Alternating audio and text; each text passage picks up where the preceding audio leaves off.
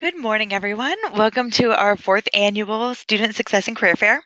We're really excited for everyone to be here today, and we have a great week of sessions.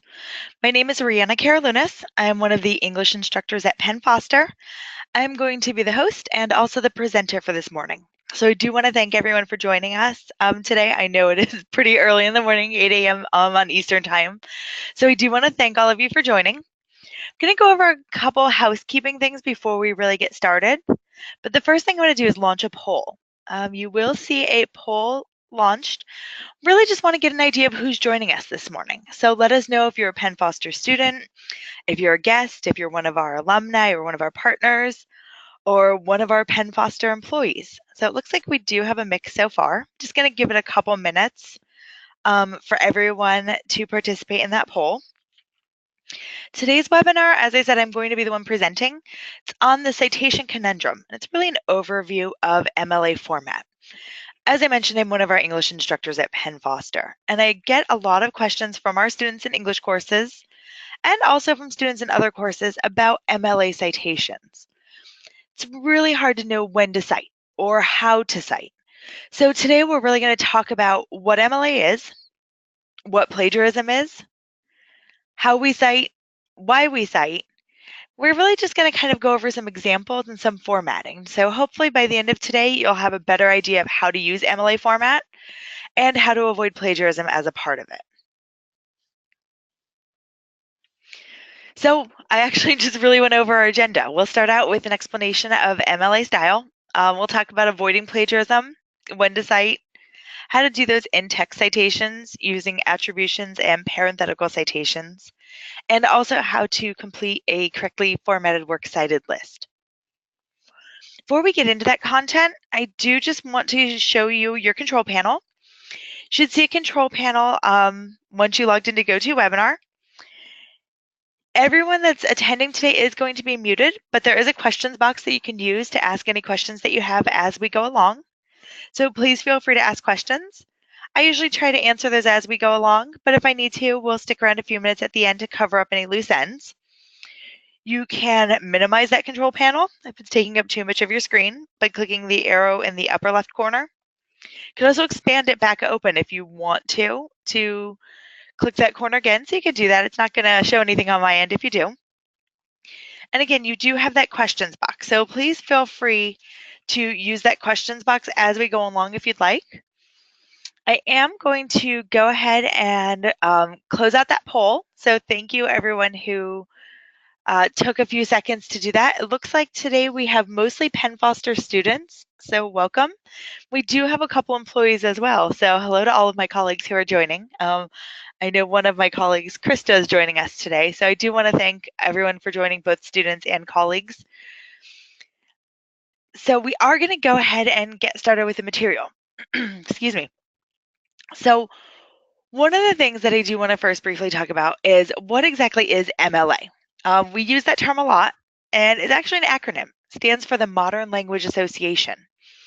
Modern Language Association has been around for a while. It actually started in 1883, and it was started by educators and some scholarly groups that really all work together to build one of the largest scholarly organizations that there is. Currently, they have over 24,000 members, and it spans across 100 countries. So that's pretty big. You've probably heard of it before, and you've heard of it referred to as MLA style, but it's actually an organization too. And the organization works together to help with publications, to format them correctly, and really to work with papers, scholarly documents, journals, magazine articles to provide outlets for the liberal arts and humanities communities. So what we're really going to focus on today is MLA style. And MLA style is a type of formatting that you use to write papers and to cite sources in, like I said, the liberal arts and humanities. So that's things like English, all of your English classes. It is your music appreciation courses. It's your art courses. Pretty much anything that has to do with the liberal arts. So when we use MLA style, it's how we format our essays, but it really heavily focuses on how we use our secondary sources. So it's how we integrate those sources within our paper. And as a part of that, it's giving credit to those sources that we're using. So we use in-text citations, and those are those parenthetical citations that you see, and also through attributions within your essays. And that's really just telling your readers, hey, this is not my original idea. I took this information from somewhere else, and I'm using this attribution or in-text citation to tell you where it came from. Now, that's only one part of it. The other part of MLA format is using a works cited list. And that's what we use to document our sources. So that's telling our readers, here is an entire list of every source that I used within this essay to write it. And it gives your readers more information. So if they want to look at the source again themselves, they can. Think about all the times you've read an article and they've referenced something, maybe another article or a television interview or a book. And you've thought to yourself, hey, I'd like to check that out myself. That's what the works cited list lets you do. It gives you all the information you need to go find that source yourself. So before we can really talk about how to cite, we need to understand why we cite. Ultimately, we cite to give credit to another source, and that's to avoid plagiarism. Plagiarism is something we've all heard of. Anybody who's taken an online course or a traditional course at a school has heard of plagiarism. You've probably even heard of it in middle school and high school. Plagiarism is any time that you use someone else's work, their ideas, or even their organization without giving credit to that source. So when you plagiarize, you're basically cheating. And it's dishonest. You are misrepresenting your work. You are trying to project these ideas as though they're your own. And again, it could also stem to organization. So what do we mean by that?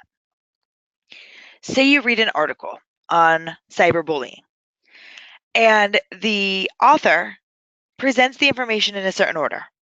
There's first point, that cyberbullying affects nearly every teenager today. Then there's a second point about how we can prevent cyberbullying. Then there's a third point about why it's important to prevent cyberbullying. If you read that article and then you structure your paper the exact same way, that's actually following that person's organization. So you want to make sure that when you're following someone else's organization that you also give credit to that source. There's really three types of plagiarism. Everyone always thinks of the second one, which is intentional or deliberate. But there's also accidental plagiarism, and there's also self-plagiarism. Accidental plagiarism is when you try to cite your sources. So you're trying to give credit, but you format it incorrectly or you do it incorrectly. This could be if you are not using in-text citations, but you have a works cited list at the end. Or if you do the reverse. If you use if you use in-text citations, but you don't have a works cited list. That's still technically plagiarism because you are not fully giving credit to your sources. Maybe you tried to cite, but you did it incorrectly. That's actually technically plagiarism still. Now, the good news is that at Penn Foster, at least in the English department, and I know a lot of other departments follow the same ideas, we recognize when students are accidentally plagiarizing, and we use that as a teachable moment. So we're not going to automatically fail you because you accidentally plagiarized. If we see that you're trying to give credit to your sources and you're just struggling with it, not everyone's going to be a citation expert right off the bat. I would love to say I'm an expert. I know a lot about it, but there's still citations and examples that I have to look up because there's a lot of different sources out there.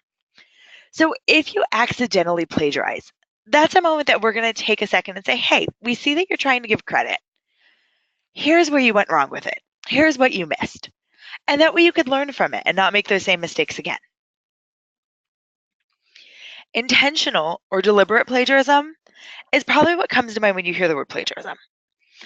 This is when you deliberately avoid giving credit to your source and try to pass off the work, the idea, or the organization as your own. So this is when you don't have any citations whatsoever. You don't have a works cited list. You have copy and pasted information in. Maybe you went out to what we refer to as cheating warehouses or cheating websites and you bought a paper. Or you have a friend who wrote a paper on the Great Gatsby and you thought, hey, rather than writing my own paper, I'm going to use my friend's. That's intentional plagiarism. You are purposefully cheating. In those situations, that's just downright wrong because you are being dishonest and you are passing off work that's not your own, and you are purposely trying to do that. You're trying to disguise the fact that you're doing it. That's intentional or deliberate plagiarism. The third type of plagiarism is self-plagiarism. And this is another one that I think a lot of students haven't heard of. And I'll be honest, it's something that until I was in college that I never really thought of either. Self-plagiarism is when you take an exam that you already wrote. It's your own work, but you've already submitted it for evaluation for another course. Or on a scholarly level, if you've written this paper, say you've written a scholarly article for a journal, and now you're trying to pass it off and have it published in another journal. That's self-plagiarism. It's your own work, but you've already used it. So to give you an example, say you wrote a paper for biology and you submitted it for a grade. It was graded, it was evaluated. At Penn Foster, you've definitely gotten instructor feedback on it. Now, if you take that same paper or even a revised version of that paper and you submit it for English composition, that's self-plagiarism. You are passing off work that was already created and evaluated as though it's new work. So the consequences are typically the same for all three of these. At Penn Foster, you'll earn failing grades. Again, accidental plagiarism, we do take into account because we want to give you credit for trying and for doing your best with your work. But if you intentionally plagiarize or you self-plagiarize, that earns you a failing grade. And like most other schools, if you plagiarize more than once, say 2 or 3 times, you could face academic consequences. You can be put on probation. You may be actually dismissed from your program of study. So plagiarism is a very sensitive situation, and it's one that you do want to take seriously. There's a lot of ways to avoid plagiarism, and the easiest way to do it is by knowing what you need to cite and what you don't need to cite. So any information that comes from another source, whether you've summarized it, paraphrased it, or used it as a direct quote, you need to cite that information. If you have obscure or newly discovered facts, like an exoplanet, or if something new comes up about Mark Twain, we learn something new, like there's a long lost manuscript that someone just discovered. Those are things you need to cite. If you take someone else's opinions from their article or from an interview, which could again be a quote or a paraphrase, that has to be cited. So even on a social level, if you're talking with a friend about a paper you're working and your paper says, oh, hey, you know, it would be or you're not, I'm sorry, not your paper. Again, like I mentioned, it's 8 a.m. I haven't had my coffee yet. If you're talking with a friend and your friend says, hey, you know, it would be a cool idea for your paper if you, instead of looking at what's causing cyberbullying, look at how you could avoid it or stop it. And you say, wow, that's a great idea. I'm going to run with that. You technically need to give credit to your friend. If you conduct an interview, maybe you're working on an early childhood essay and you interview someone who runs an early childhood center and you use his or her ideas in your paper. That's an interview and you need to give credit to that source. If you use someone else's field research, like case studies, statistics, opinions, or polls, all of that needs to be cited. And even if you put that into a chart, so if you take research that was done, you make a pie chart out of it. The pie chart's your own creation, but the information that you included in it is not. So you have to cite that. You have to give credit that your pie chart was created. Good example is actually this table that I'm showing you. If you look right down here, you can see I have a note that says adapted from McWhorter 604. This information came from Kathleen McWhorter, She is the author of a textbook that we use at Penn Foster called Successful College Writing. I adapted this chart based on a chart that she uses. This isn't word for word her information, but I've used it based on her ideas. So I needed to give credit to my source. So while the table's my own, the information within it's not, so I gave credit to that. Let's talk about what you don't need to cite. You don't need to cite common knowledge. So that's really information that's widely known. Something like the American flag is red, white, and blue, or George Washington was our first president. This is information that almost everybody knows. A good rule with common knowledge is think about the information and then ask yourself, if I stopped a random person walking down the street somewhere, would they know this information? If the answer is no, then you typically need to cite it. But if the answer is yes, then you do. So think about something like statistics. If we think about the Philadelphia Phillies and we talk about what the team's batting average is, if you stop someone in Philadelphia and ask them that, there's a 50-50 shot they might know that. Even in Pennsylvania, where I'm from, we might know that. But if I stop someone walking down the street randomly in California, they're not going to know that. So I know it's not common knowledge. There's also a difference between common knowledge and learned knowledge. If you're a vet tech student and you learn about infectious diseases in dogs, that's learned knowledge. You learned that based on your studies, so it came from a source.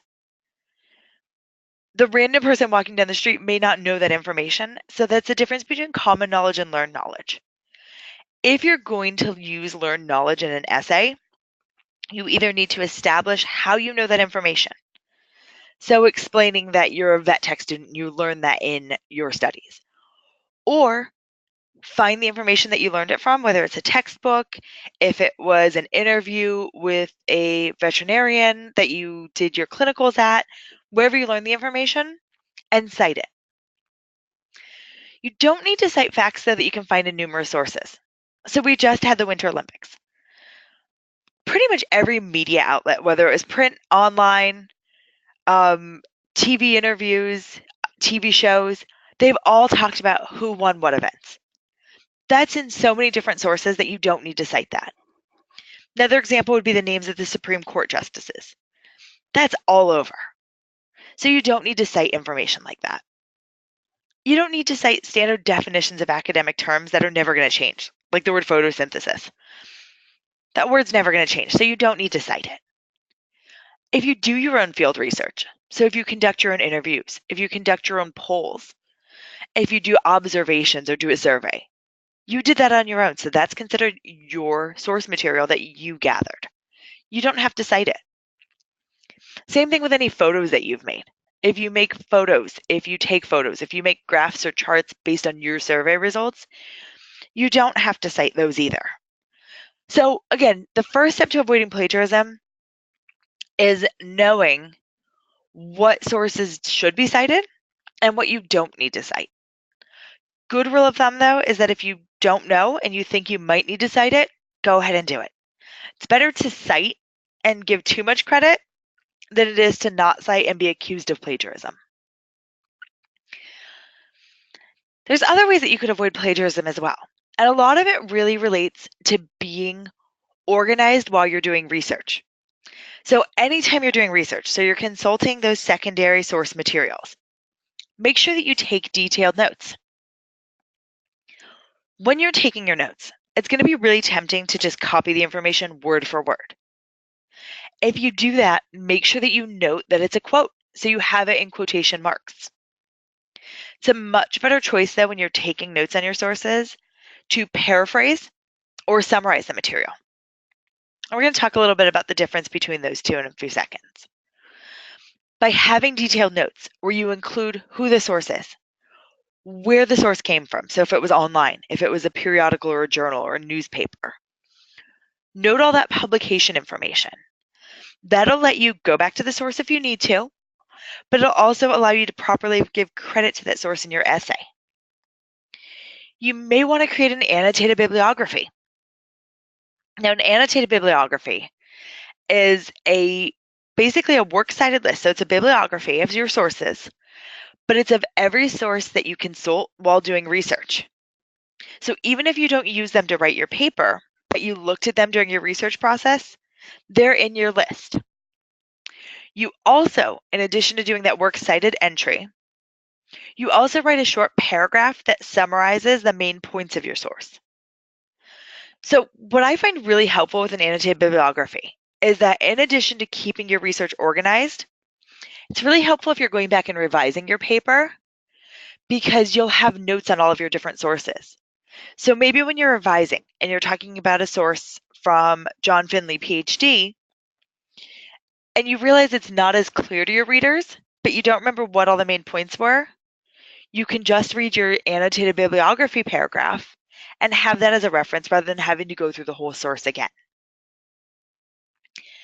Again, you could avoid plagiarism by including direct quotes and giving attributions to your work.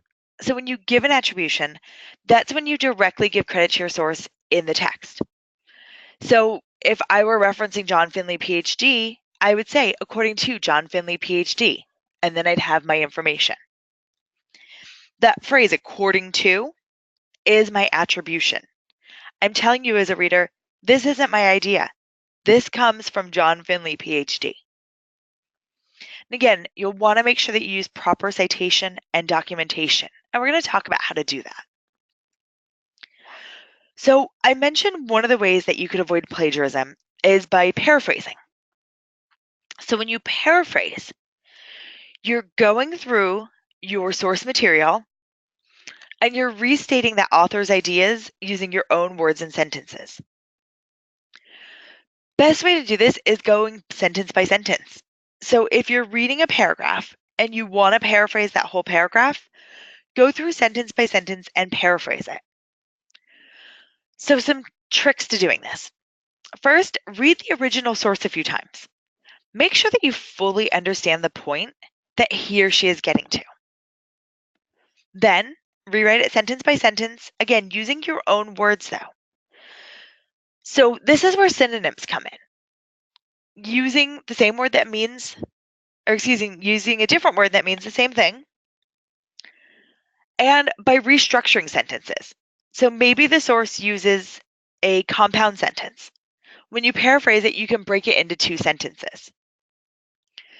You still need to cite your source though, because it's not your own original idea, so you want to give credit. So if we look at the original text on the left, I have it right now as a direct quote. And I'm sorry, I'm actually looking at this, and this is why revising is so important.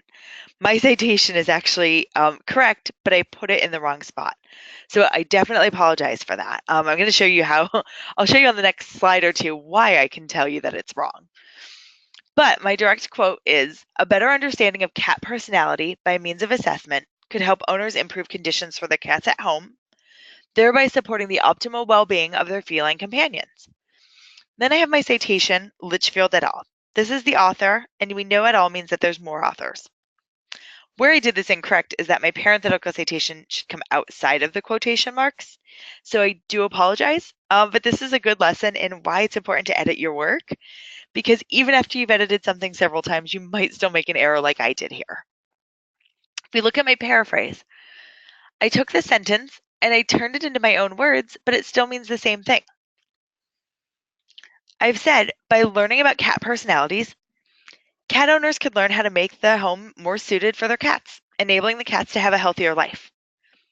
Means the same thing, but I haven't really used any of the same words.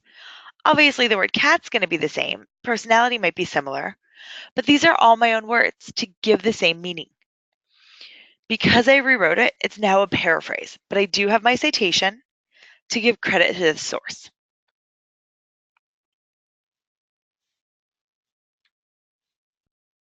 When you summarize, instead of going sentence by sentence, you're actually writing a summary of the main points of the source, but only those that are relevant to you.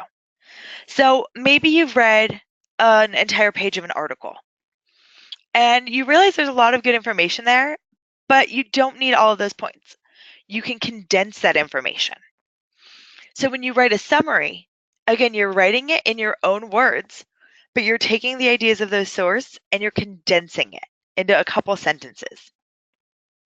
So when you summarize, you want to make sure that you record information that relates to your topic and purpose. If there's an entire paragraph that doesn't relate to what your essay is about, you don't have to summarize it. Make sure that you write that information in your own words. So again, use those synonyms. Use different sentence structures. Follow the same order of your source. So if your source had the points listed as A, B, and C, you wouldn't want to record them as C, B, A, D. Write them in that same order. Before you finish using that source, read through your summary and make sure that you can understand it. And think about it from your reader's perspective. If you gave the summary to one of your readers and they know nothing about the original source and they've never read it, would they understand what you're saying? And again, you want to make sure you have all that publication information, the author, the date of publication, the medium, if it's a website, the URL. So that way, if you're doing a works cited list, you have all that information handy for you. So a direct quote is really helpful when you can't paraphrase or summarize the information. So a direct quote is when you include any part of the source word for word in your essay. So this can be a phrase, it can be a single clause, or it could be multiple clauses. So if you're including a full sentence from your source, you want to make sure that you indicate it's a direct quote by putting it in quotation marks and also having a parenthetical citation at the end. So when you're using direct quotes, if it's something that you can paraphrase or summarize, you should do that.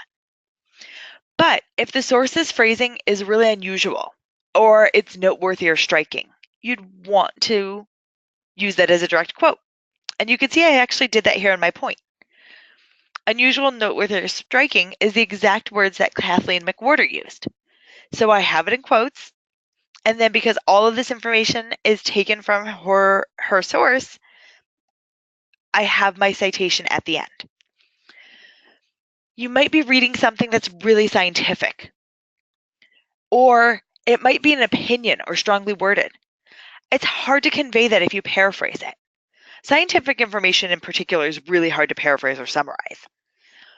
So that's a good time to use a direct quote.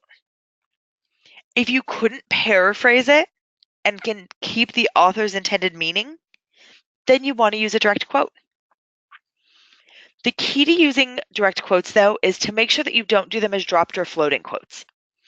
That's when you basically just throw it into your essay, but you don't explain how it supports your claim or how it supports your point. You kind of just drop it in and move on. You want to always explain it.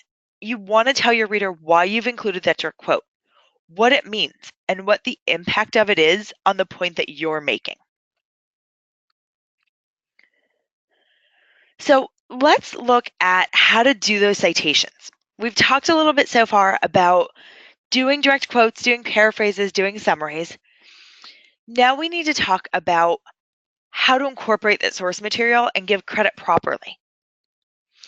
So when you use parenthetical citations or attributions, they're telling your readers that you're including source material and that these ideas are not your own.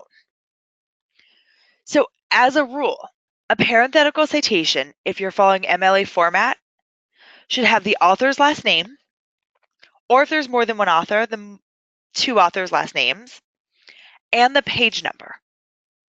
Now, you will run into situations where the page number is not available. If you are working with an online article or a website, there's not going to be page numbers.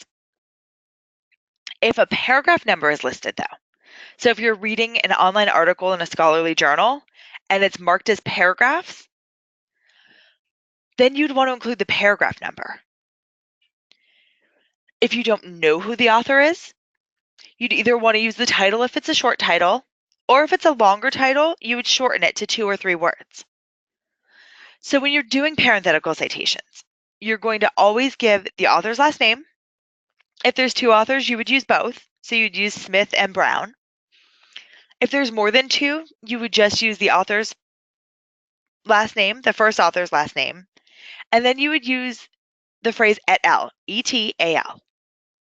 That tells me as a reader, there's one author listed here, but there's actually more than this. So there's at least 3 or more authors. And then you have the page number.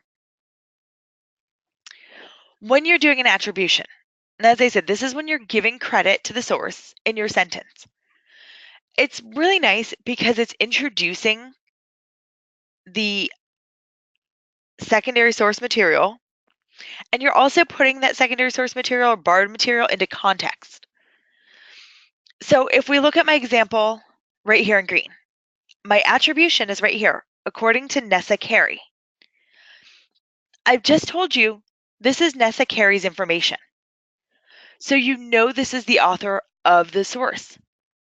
Now I have my direct quote. Other regions of junk DNA are genetic interlopers, derived from the genomes of viruses and other microorganisms that have integrated into human chromosomes, like genetic sleeper agents. I included this as a direct quote because there's some pretty technical scientific material here. There's probably not going to be a way to rephrase genetic interlopers or to rephrase genomes of viruses and other microorganisms. This is pretty technical. So if I tried to paraphrase this, I probably wouldn't do it correctly and I'd probably lose the original meaning. So I integrated it as a direct quote, but I put it into context. I've given you an attribution according to Nessa Carey. Now this was a print source. So I have my attribution Nessa Carey. Now I need my parenthetical citation, which is why I have my parentheses, my page number, and then my end parentheses. Now, because this is a direct quote, we started with our quotation, we ended with our quotation, and then your parenthetical citation goes outside of the quotation marks. One thing, too, I want to point out is where the punctuation is. Look at my period. It's after my parenthetical citation. This tells me as a reader that the sentence ends after this. I have my attribution, my direct quote, and then my period because the parenthetical citation belongs with this information. So that's really how you would use an attribution. You would say according to.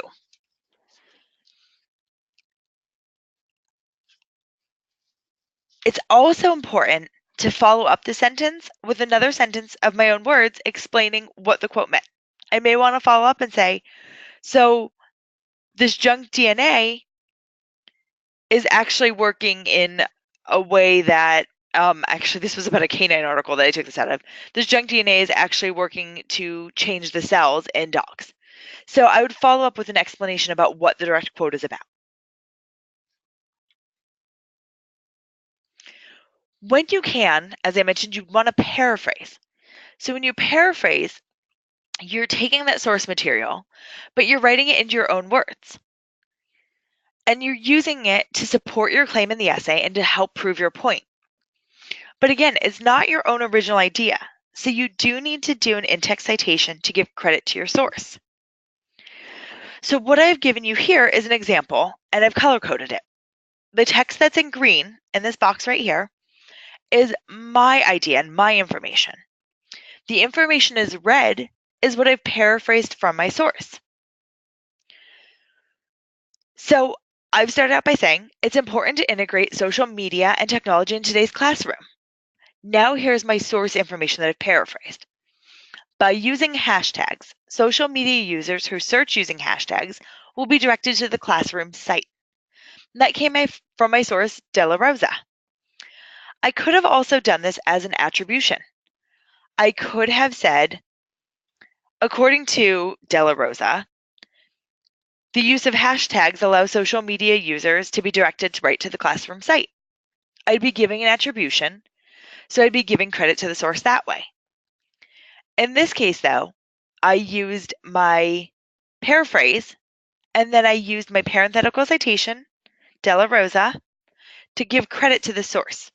Again, my punctuation comes after that parenthetical citation, so you know that this parenthetical citation goes with this sentence. Again, I would want to make sure, though, that I have an entry for De La Rosa in my works cited list at the end of the essay. So that parenthetical citation is telling my readers, if you want more information about the source, you want to know when it was published, what the source was titled.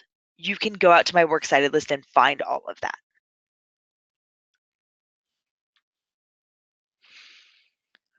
Let's look at another direct quote. When you're introducing direct quotes, again, you want to explain it. So attributions are a great way to do this, but sometimes an attribution won't be convenient. So you'll want to follow up with an explanation. And I gave you an example of it here. This is on owning electric cars. So I'm starting out by saying there are benefits to owning an electric car. Now in red, I have my direct quote. Electric motors convert 75% of the chemical energy from the batteries to power the wheel. Internal combustion engines, ICEs, only convert 20% of the energy stored in gasoline. Then I continue to explain that direct quote. By using more of the chemical energy, electric cars are more energy efficient and better for the environment than traditional cars. So I have a direct quote. This supports my point that the use of the electric energy rather than chemical energy makes it energy efficient and better for our environment. There's a lot of statistics in that quote, and it's pretty technical. It's talking about chemical energy and internal combustion engines. So rather than trying to paraphrase it and possibly muddy the ideas, I've included it as a direct quote, and then I explained my direct quote. So that in-text parenthetical citation points my readers to my works cited entry for deal, and it tells my readers that if you pulled that original article, you'd find it on page 7. So ultimately, by using these in-text citations, you're giving credit to your sources, but you're also directing your readers to the original source in case the reader wants to find more information on it. So I've mentioned in-text citations and attributions, but we also need to have a works cited list at the end of the essay. And again, your works cited list is going to document all the sources that you used in your essay. So whether those sources were a direct quote, a paraphrase, or a summary, you still need to give credit to those in your works cited list. So there's really a main set of rules to follow when doing a works cited list. First rule is only use the sources that you cite in your paper. I talked earlier about annotated bibliographies. Annotated bibliographies reference every source you looked at for your preparation, for your research. When you do the works cited list for your essay, you're only including the sources that you cited in the paper. So for every in-text citation, whether it's an attribution or a parenthetical citation, you'll have an entry for that source. So if you're reading an essay and you see that there's 7 in-text citations, whether they're parenthetical or attributions, there's going to be 7 works cited entries. Now, you may look at an essay and see that I used information from John Finley, PhD, in my first paragraph, and then I used it in my 4th paragraph. But it's the same source. I only need 1 works cited entry for that. You also want to make sure that you start your works cited list at the end of your essay, but on a new page. So when you finish your essay, say there's 2 paragraphs in the page, you would start a brand new page still in that essay, and at the top, you'd label it as your works cited, and you would center that and have it titled works cited, and then you would have all of your entries below that. Your works cited list should be alphabetized. So you'll alphabetize it either by the author's last names, or if there's a source that doesn't have an author, and you'll run into that a lot. Maybe you're using a website and it doesn't have an author, or it's an article that was published but the author is unknown or the author is anonymous. Then you would do it by the first major word of the source title if you don't know the author. So if we had an article by John Finley, PhD, which is spelled with a PH, by the way, that would be listed alphabetically with the P's. But maybe we had an article titled Why Dark Chocolate is Good for You, and there's no author, so we would list that alphabetically by the word why. You also want to make sure that you're capitalizing the first word of every title and also all the major words. So you're not going to capitalize I don't want to say informal words, but less proper words. So words like a, an, the, to. If there's coordinating conjunctions like but or so, or if there's prepositions. So if the article was titled A Study in the Minds of Toddlers, the first word a would be capitalized. Study would be capitalized, but in the, those are not major words, so you wouldn't capitalize those. You'll also want to properly format the titles of books, online sites, and periodical names. They should all be either italicized or underlined. Underlining really kind of went back to when people were using typewriters to do works cited lists. So while underlining is still acceptable, since our computers let us italicize the titles much easier now, that's the better way to do it. So you'd want to italicize any titles that you use of those books, or if you're using an online site or a periodical name. In your works cited list for print sources that you have page numbers, you want to indicate those page numbers. So you would do it either as a P period or PP period, and that stands for page numbers. So if you had a source that was on pages 9 and 10, it would be P period 9-10 or PP period 9-10. You also want to have a hanging indent for the second and subsequent lines of each entry. So you've probably all seen a works cited list before. I'm going to show you one just so we can kind of go over all of this with an actual example. But when you have a hanging indent, this is when your works cited entry goes to a second line of text. You tab over. This tells your readers that all of that information is still with that one entry. And then when you start the next entry, so the next source, you go back to a left alignment and you would do a hanging indent for any other lines after that. And also you're going to double space it. So that's pretty easy to do. As a default, Microsoft Word typically is double spaced. It's a good thing though to check and make sure that you are double spacing your works cited list for any of your essays or any of your work that you do. So let's talk about how to actually do those entries.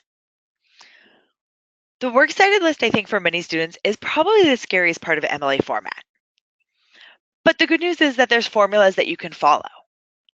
So I broke them all down basically into tables so that we have the formula on the left and then we have the example on the right. So let's look at books first. If we look at a book with one author, this is probably one of the easiest citations to do. You would start out with your author's last name, then you'd have the first name, the title, which again, we want to make sure it's italicized because it's a book title. Then we'd have the publisher and the date. So if we look at our example on the left, we have our author, Hemingway Ernest, so last name first. We have our book title, The Sun Also Rises. We've italicized it to indicate that this is the title. Our publisher is Scribner, and it was first published in 1954. So citing a book is pretty straightforward. And most books will have an author, a title, the publisher, and the date. If you open a book and look at the copyright page, it's all going to be there for you. It's also great with the internet now. You could always look this information up on Amazon, Barnes & Noble, the International Library, or excuse me, the Library of Congress will also have all of this information for you. If your book has two authors, you would do the author's last name first and then first name. Typically, it'll be alphabetical. Then you'd have the second author, but you would do it as his first name, then his last name. Then we have all the same information, title, publisher, and date. So in our example, this is a book that's coming out actually in a month or so. Clinton Bill. Then we have Anne James Patterson. So we know these are our two authors. Our title, The President is Missing. This was an interesting example because there were actually two publishers that jointly published this. Little Brown and Company was the first one, and Knopf was the second. So we have Little Brown and Company and Knopf, and the publication date, which is 2018. If you have three or more authors, you're actually only going to list your first author. So we have our first author, Andy Gregg, so Greg, Andy. Then you do a comma, et al., and that stands for and others. So we would know if we pooled this source, that there's going to be at least 3 authors total, so Anne plus 2 others, or there could be more than that. Then we have all of our information, our title, our publisher, and our date. So when you're citing a book, this is actually a great formula to follow. And you really would just fill in as much information as you have. Say you're citing a periodical. These are really just publications that appear regularly. So things like newspapers, magazines, scholarly journals. If you're citing a source within a magazine or a scholarly journal, there's still a formula to follow. This is really just the overall formula. Very similar to a book. You have your author's last name, the first name, our article title, which we put in quotation marks, our periodical title, which is italicized. Then we have our volume, issue, and date, and the location. So a lot of times you might find that you don't have all of this information. Maybe you just have the volume and date, or the volume and issue. Maybe you don't know the location or the page numbers. That's okay if you don't. You just want to fill in as much as you can for this. So if we look at an example of citing an article in a magazine, we have our formula. We have our author's last name, first name, the article title, we have the periodical title, the date, and our page numbers. Our page numbers are serving as our location. So this is an article that I took out of Southern Living magazine. So we have our author, Valerie Fraser Louise. Our article is called On Top of Tennessee. Our periodical is Southern Living, so that's italicized. Southern Living goes monthly. So there isn't an issue number or volumes. It's really, they just have it as their issue date. So March 2018, and the pages that this is on is pages 81 to 88. Now you can see I have my hanging indent also. So if this were in a works cited list, we have our first line, which is left justified. Then we have our hanging indent that basically tabs it over. And what's great is Microsoft Word actually has a style that you can do for a hanging indent to automatically do this for you. And then if we went back to our left, like we did here with Hannah J. Rule, now we know this is a different entry. Hannah J. Rule's article, Writings Rooms, is actually from a scholarly journal that I subscribe to called College Composition and Communication. This, unlike Southern Living, does operate with volumes, issues, and dates. So you can see I followed that formula. I filled in pretty much as much information from this main one as I could. I have my author, I have my article title, my periodical title, the volume, the issue number, which theirs goes by number 3, not issue 3, the date, and then the page numbers that I referenced from the article. So again, you can be following these main formulas to do any sort of a works cited list. Now, one of the questions that came through is there a way to have a list of these formulas? Today's webinar is being recorded, so you will have access to the recording to watch it again for the formulas. You can also get these formulas on our Writer's Block site, which I'll show you a little bit on a slide coming up, but you can get these formulas on our Writer's Block website. You can also get them if you go directly to the MLA website, which is mla.org. Let's look at 2 more examples. This is with online sources. As students, and even as faculty, you all know we do a lot of our research online. Yes, we go to a library. At Penn ours is digital though, so it's also an online library. But we do still have traditional brick and mortar libraries and print sources, like my college composition and communication source. That's actually a print journal that I get mailed out monthly. But online sources is really popular now. So it's important to know how to do an online source for your works cited list. One of the big things that I'd recommend is gathering as much information about your source as you can. So make sure that you write down the author, what the title is of your source, as much publication information as you can gather. So if there's versions, if there's copyright dates, and always copy your URL. You want to make sure that you can reference it again. MLA format, which is in their 8th edition, uses URLs now. So you're including that website. So when you're following an online source, you always want to start out with your author's last name and first. Kind of see a pattern with MLA. You always are going to start with the author. Then you have the title of the source.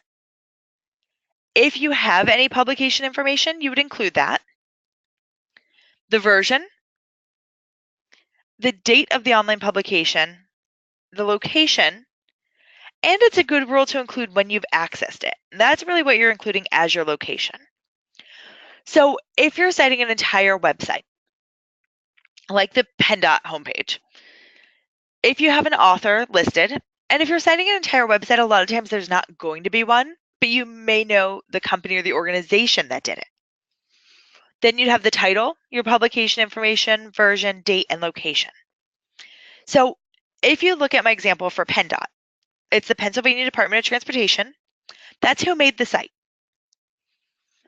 The title of the site that I went to was Penn.home, so I have that italicized. My publication information is really just the year. I know that their copyright year was 2018 because that's the copyright date listed on the site. I have my version, my URL, and my location. So my location in this case is the date that I've accessed it. I accessed this a few days ago on April 12th. Now, say you're on a website and there's multiple articles on it, and you're only using one article, then you'd want to cite that specific article, not the site as a whole. So in that case, we're adding in an extra field, and we are putting in the title of the article. So this was an article on tortoiseshell cats by Denise LeBeau. So I have my author's last name, LeBeau, her first name. Then I have my title of the article in quotation marks, 7 Fascinating Facts About Tortoiseshell Cats. The title of the source was Catster. My publication information was actually the date this article was published on the site. So this was an instance where at the top with Denise LeBeau's byline, it said published February 23rd, 2018.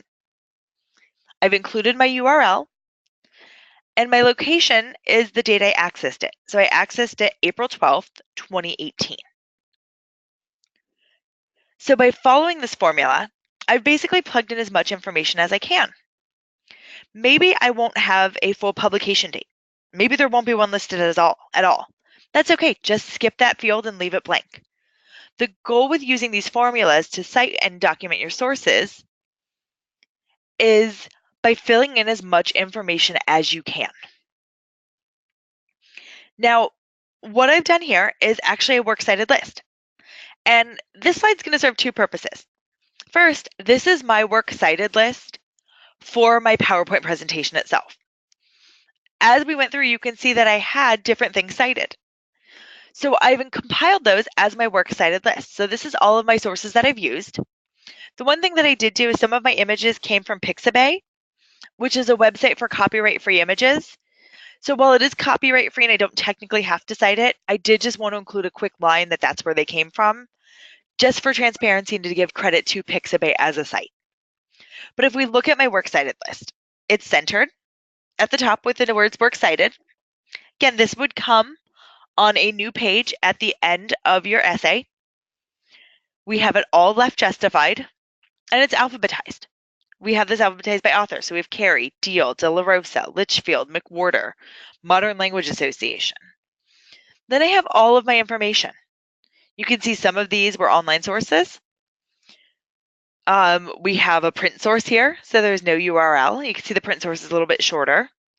And any of these that went to a second line, this is my hanging indent. So you can see that all of my extra lines tabbed over. So when you're working through a works cited list, it's going to look like this. If you use a lot of online sites, it is going to be a little bit longer because you can see my URLs take up a little bit of extra space. Now, I mentioned that with the citations, we do have an online site now called the Writer's Block. This is our online writing center that we have at Penn Foster. It really gives you resources and support for writing. And there's a section on research, and there's also a section on citation and documentation. This is our URL for it, and it's actually housed right now within our digital library. So if you access the Penn Foster Digital Library, in the top right corner, you will see the link for the Writing Center. You can click that to get into the writer's block.